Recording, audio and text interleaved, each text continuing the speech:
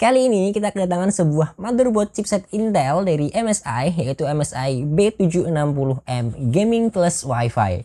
Yuk kita unboxing dan juga preview singkat mengenai motherboard kelas menengah tapi cukup terjangkau satu ini. Assalamualaikum teman-teman, jumpa lagi bersama saya Ardi di Sinao PC. Sebelumnya setelah banyak video-video kita ke belakang itu ngebahas AMD terus, jadi kali ini kita akan coba bermain-main di platformnya Intel juga. Dan kali ini kita akan coba fokus dulu untuk ngebahas motherboard yang satu ini, yaitu MSI B760M Gaming Plus Wi-Fi yang dia itu memakai soket LGA 1700 untuk Intel Core generasi ke-12 sampai Intel Core generasi ke-14 alias 3 periode generasi prosesornya Intel. Dan juga tentu aja motherboard ini menggunakan memori RAM DDR5 sebagai standar baru untuk PC sekarang ini. Nah, secara harga kalau kita lihat di marketplace, motherboard MSI B760M Gaming Plus Wi-Fi ini di marketplace itu dibanderol dengan harga sekitar ya 2,5 sampai 2,6 juta rupiah. Dari packagingnya tampilannya seperti ini, dia full berwarna abu-abu. Di bagian depan ada tampilan dari motherboardnya tentu aja, dan kalau kita balik di bagian belakang ini ada informasi spesifik mengenai fitur-fitur motherboardnya. Nah, di paket pembeliannya kita akan mendapatkan satu unit motherboardnya tentu aja, kemudian juga ada manual book dan juga dokumen-dokumen lain. Kemudian kita juga dapat modul antena Wi-Fi, kemudian juga ada kabel SATA, IO shield, kemudian juga ada perbautan SSD. Nah, dari segi tampilan luar emang cukup kompak sih ya. Form factornya dia menggunakan form factor micro ATX atau MATX, dan dia itu persegi sempurna 224x224 mm. Kemudian dari segi heatsink dia menutupi seluruh bagian VRM, kemudian juga menutupi slot SSD ya, walaupun cuma satu aja, dan tentu aja menutupi untuk chipset slot bridge-nya. Dan kalau kita lihat di bagian samping atau rear IO-nya, terlihat bahwa heatsinknya itu tidak include dengan IO shield. Maka tadi di paket pembelian kita masih mendapatkan IO shield. Kemudian dari segi konektivitas cukup lengkap ya, hanya aja masih belum mendukung USB Type-C di bagian rear IO-nya. Nah, dari segi storage kita diberikan dua buah slot M.2 NVMe. Dua-duanya ini mendukung SSD Gen 4 loh. Satu yang atas ini ambil jalur dari CPU dan yang bawah ini ambil jalur dari chipset. Kemudian untuk PCIe LAN ada satu PCIe Gen 4x16 untuk graphics card. Dan sekarang kita lanjut ke bagian yang agak teknikal nih mengenai VRM-nya. Secara rating tertulis 14 phase dengan konfigurasi 12+1+1 power delivery dan disuplai oleh 8+4 pin power CPU. Sedikit lebih rinci, MOSFET yang digunakan berasal dari Alpha and Omega dengan seri AON S36308 dengan rating yang diketahui adalah 53 ampere.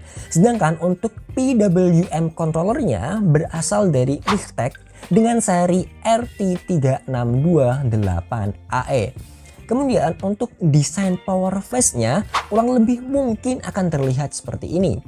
Dalam satu real phase terdapat dua choke yang bekerja dengan dua high side dan dua low side MOSFET serta satu buah driver MOSFET. Sehingga di sini kita dapat menduga bahwa konfigurasi realnya adalah 6+1+1.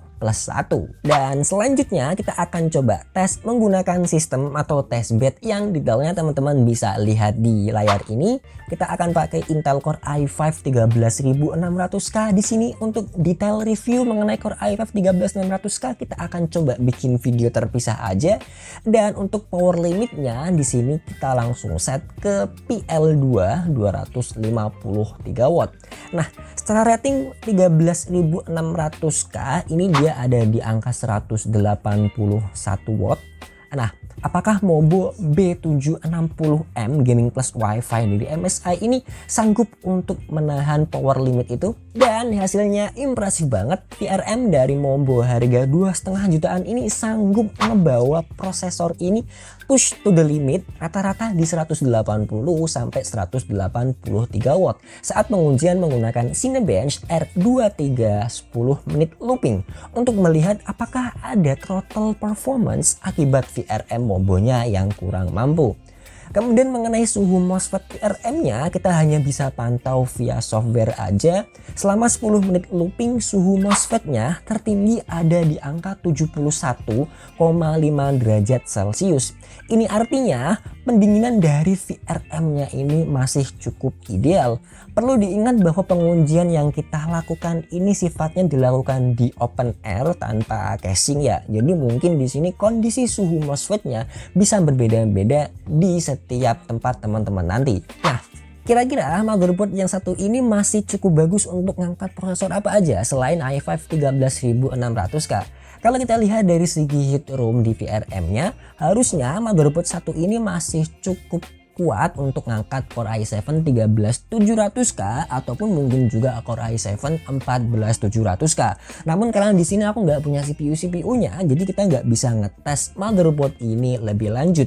Dan overall untuk motherboard di angka harga 2,5 jutaan ini, motherboard satu ini mungkin bisa jadi salah satu yang cukup recommended banget buat ngangkat prosesor mid to high end kalian, karena udah dibekali dengan kapasitas VRM dan juga memiliki pendinginan VRM yang tergolong cukup baik, dan juga udah include WiFi dan juga antena WiFi-nya.